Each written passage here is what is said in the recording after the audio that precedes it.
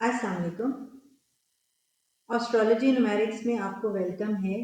मैं आयशा हूँ और किसी भी न्यू प्लैनेट ट्रांजिशन या प्लैनेटरी पोजीशन के अकॉर्डिंग मैं आपसे इंफॉर्मेशन शेयर करती रहती हूँ।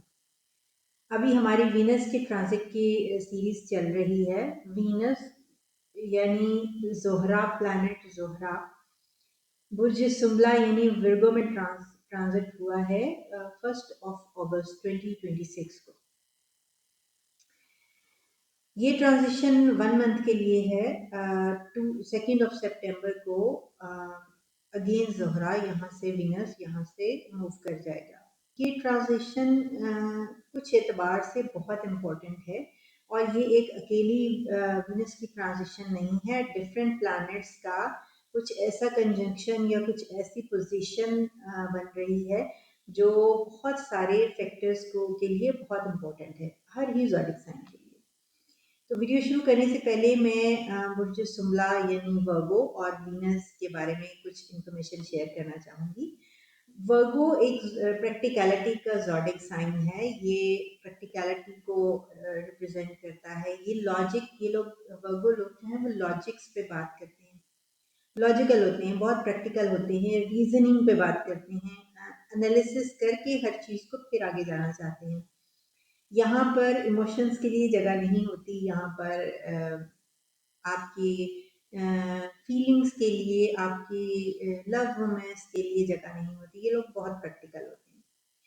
वीनस जो है वो लव का, रोमांस का, मनी का, ब्यूटी का, लग्जरी का, आर्ट का, फनून लतीफ़ा का, ड्रीम्स का, आपके एक्सपेक्टेशंस का सितारा है। ये खूबसूरती को रिप्रेजेंट करता है। ये ख्वाब देखना और खुशी का सितारा है, खुश रहना और ख्वाब देखना। इसके जैसे वर्गोस के यहाँ love, romance, beauty, imagination, dreams और एक्सपेक्टेशंस के लिए जगह बहुत कम होती है, उसी तरह वीनस के यहाँ लॉजिक्स नहीं होती।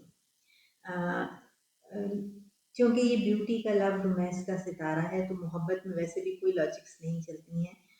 आपकी इमोशंस में, आपकी फीलिंग्स में कोई लॉजिक्स नहीं होती हैं। तो ये दोनों बुर्ज सुम्बला यानी वर्गो और सितारा जोहरा यानी वीनस, इन दोनों के एट्रीब्यूट्स एक दूसरे के बिल्कुल ऑपोजिट हैं। एक लॉजिक और रीजनिंग की बात करता है, एक लव, रोमांस और इमेजिनेशन की बात करता है। तो वर्गो में वीनस का ट्रांजिट जैसे हुआ है तो वीनस यहाँ पे डेबिलिएटेड है, मतलब वीक पोजीशन में है। उसकी वजह भी यही है कि जब वो एक इतने प्रैक्टिकल और लॉजिकल ज़ोडिक साइन में एंटर होता है तो उसकी जो एट्रीब्यूट्स है वो थोड़े वीक होने लगते हैं। गो के यहाँ पर सैटर्न और मार्स दोनों की बहुत अच्छी सात नज़रात वीनस को मिल रही हैं और सैटर्न और वीनस बहुत फ्रेंडली स्टार्स भी हैं आपस में। और कहते हैं ना कि जहाँ पे कोई एक दोस्त कमज़ोर हो किसी, या उसकी कोई किसी परेशानी या कमज़ोरी में मुब्तला हो, तो किसी दोस्त का फ़ोन या तसल्ली भरा एक लफ्ज़ भी उसको सहारा देने के लिए काफ़ी होता है। तो वीनस का भी यही सिचुएशन है ऑलमोस्ट। सैटर्न और मार्स की पोजीशंस उसको काफ़ी सपोर्ट कर रही हैं, लेकिन एनी हाउ वीकनेस या डबलेशन तो है वहाँ पर। तो अगर प्लानिटरी पोजीशंस को एक दफ़ा फिर कंसिडर किया जाए तो लियो वालों के सेकंड हाउस में वीनस डबलेटेड है, 8th हाउस में सैटर्न रेट्रोग्रेड है और मार्स जो है वो 11th हाउस में प्लेस है। Jupiter and sun 12th house में बैठे हुए हैं। तो हो क्या रहा है, वीनस यहाँ पे डब्लिएटेड है, सेकंड हाउस ये मनी का घर है, दौलत का घर है, ये आपके रोजगार का, बचत का, आमदनी का घर है। अगर देखा जाए तो सेकंड हाउस जो कि दौलत का घर है और वीनस भी दौलत का सितारा है, मतलब मनी को रिप्रेजेंट करता है। वीनस एक्चुअली अगर मैं उसको आसान लफ्जों में कहूँ तो वीनस आपका करंट अकाउंट है, जिसमें आप कोई थोड़ी 8-10 हज़ार 20 हज़ार अमाउंट जो है वो बचा के रखते हैं कि कोई अचानक खर्चा आ गया तो हम उसको जो है वो यूज़ कर सकते हैं। Jupiter is your bank balance, बड़ी अमाउंट जिसको आप किसी बड़े खर्चे के लिए, ज़िंदगी के किसी बड़े इन्वेस्टमेंट के लिए या किसी बड़ी सरमायाकारी के लिए रखते हैं। तो there is a difference between Venus and Jupiter. So Venus क्या है, ये आपका करंट अकाउंट है, ये आपके छोटे मोटे खर्चे जहाँ से मैनेज होते हैं, ये उसको रिप्रेजेंट करता है। तो यहाँ पे ये डब्लिएटेड है। तो वो जो बचत वाला पोर्शन था, जो सिक्योरिटी मनी सिक्योरिटी का पोर्शन था जिसने उसको बचा के रखना था, वो वीक है। तो पैसा तो दूसरा घर है, तो पैसा तो निकलेगा। वीनस डब्लिएटेड है, वीक है, तो पैसा खर्च होगा। अब ये खर्च कहाँ पर होता है, डिपेंड्स कि आप कुछ, चूंकि वीनस है लग्जरी ब्यूटी का सितारा है, तो आपको शॉपिंग को बहुत दिल करेगा। आपको घर की रेनोवेशन याद आएगी, इंटीरियर डेकोर याद आएगा, आपको लगेगा कि बेडशीट्स बहुत पुरानी हो गई, नहीं लेनी चाहिए, आपको कपड़े याद आएंगे, आपको शॉपिंग मतलब इंटरेस्ट बढ़ जाएगा। या आपको अपनी गाड़ी की मरम्मत याद आएगी, आप गाड़ी कहेंगे कि बहुत खटारा पुरानी हो गई है, मुझे चेंज करनी है। तो वो चीज़ें आपको जो है वो करेंगी, फोर्स करेंगी कि आप पैसा खर्च करें, और पैसा खर्च भी होगा। अब ये आप पे डिपेंड करता है कि आप उसको सोच समझ के खर्च करते हैं या बिना सोचे समझे अपना करंट अकाउंट खाली कर लेते हैं।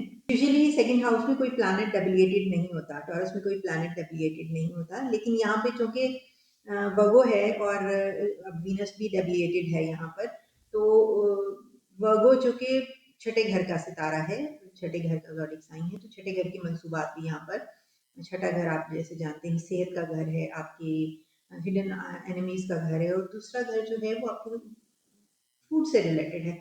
तो मे बी आपको हिडन एनिमीज यहाँ पे कैसे तंग कर सकती हैं। हम हिडन एनिमी का मतलब हम यही समझते हैं कि हमारे कोई मुखालिफिन है जो हमारे खिलाफ साजिशें कर रहे हैं या प्लानिंग्स कर रहे हैं, और हमारा ध्यान फौरन अपने रिलेटिव्स की तरफ या नेबर्स की तरफ या फ्रेंड्स की तरफ जाने लगता है। तो यहाँ पे हिडन एनिमीज से मतलब है कि आपके कामों में कुछ खराबी होगी, जैसे आप खाना बना रहे हैं तो आपका सिलेंडर खत्म हो जाएगा या गैस नहीं आ रही होगी, या खाना आपका ध्यान नहीं रहेगा, खाना जल जाएगा, मतलब चीज़ें खराब होंगी, आपकी चीज़ें खराब होंगी उन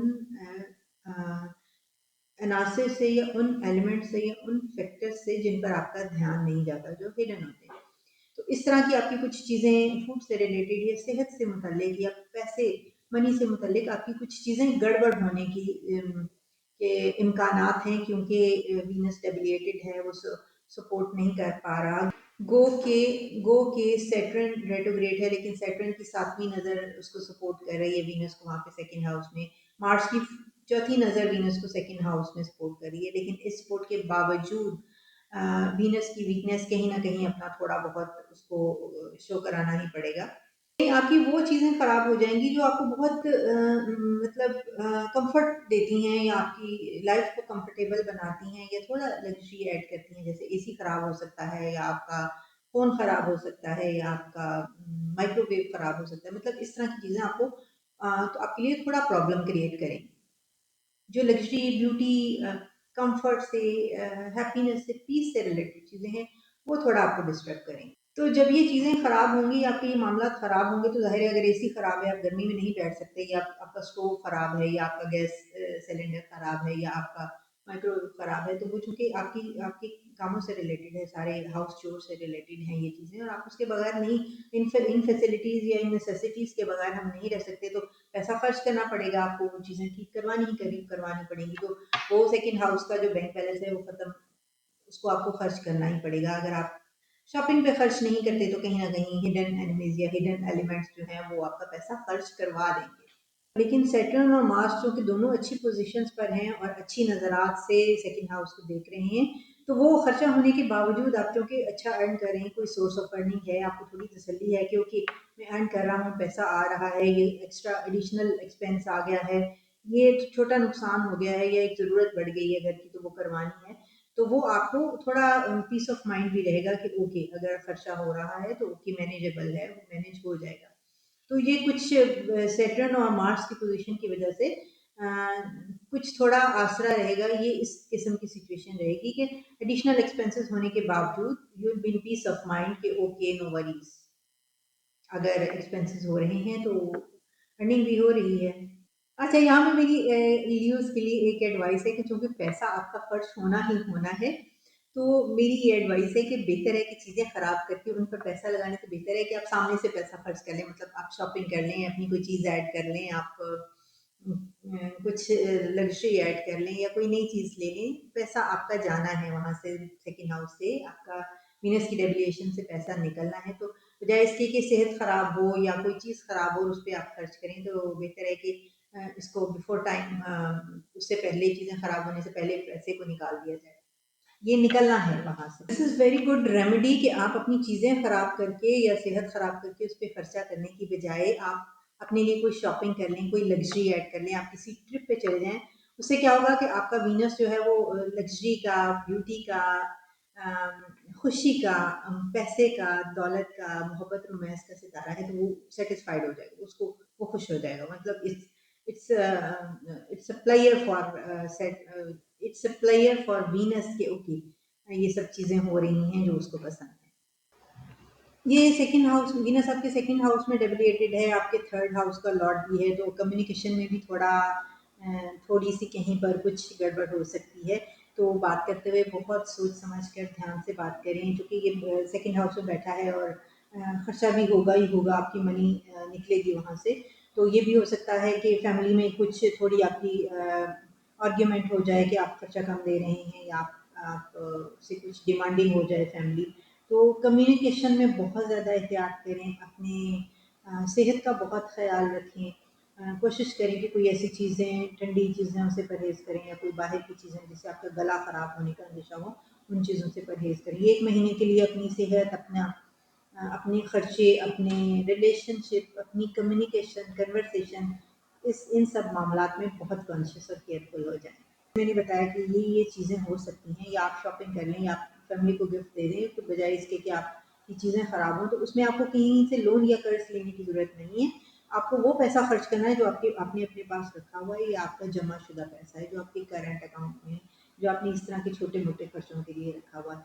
तो ये ना हो कि आप इस चक्कर में इनको खर्च करने के चक्कर में आप कोई बड़ा लोन या कोई उधार ले लें, उससे परहेज़ करें। अपनी फाइनेंशियल सिचुएशन को बहुत समझदारी और हिकमत अमली के साथ डील करें। क्योंकि आपके 10वें घर का लॉर्ड भी है, तो 10वां घर करियर प्रोफेशन से रिलेटेड है, तो कोई भी अगर आपको कोई अच्छी ऑफर भी आ रही है, आप जॉब चेंज करना चाह रहे हैं, या करियर पाथ चेंज करना चाह रहे हैं, या कोई नई इन्वेस्टमेंट करना चाह रहे हैं, या किसी नए कारोबार में स्विच करना चाह रहे हैं, तो इस 1 महीने के लिए इसको पेंडिंग करें और इसको स्किप कर दें। क्योंकि हो सकता है कि ये ऑप्शन अभी फ़िलहाल आपको बहुत अच्छी लग रही हो, लेकिन उसके फ्यूचर में आपके लिए कोई वो ज़्यादा बेनिफिशियल साबित ना हो सके। तो कोई भी डिसीजन लेने से पहले बहुत सोचिए, फाइनल डिसीजन लेने से पहले अपनी चीज़ों को रिव्यू कीजिए, अपने डॉक्यूमेंट्स को रिव्यू कीजिए, जो ऑफ़र्स आपको आई हैं, इन्वेस्टमेंट की या जॉब की, उनको रिव्यू कीजिए। और कोशिश करें कि यहाँ पर जिस जगह पर आप हैं, वहीं पर रहें, अपनी जॉब या कोई नई इन्वेस्टमेंट या कोई न्यू इनिशिएटिव लेने से गुरेज़ करें। अगर इस एस्ट्रोलॉजिकल एनालिसिस से रिलेटेड अगर आपकी कोई क्वेरीज हो, तो आप कमेंट्स में मुझे लिख सकते हैं। अगर आप अपने पर्सनल चार्ट की तरफ जाना चाहें, तो मेरा नंबर स्क्रीन पे चल रहा है, आप राब्ता कर सकते हैं। वीडियो को लाइक और शेयर करें, अपना बहुत सारा ख्याल रखें, चैनल को सब्सक्राइब करें। खैर व बरकत की दुआ।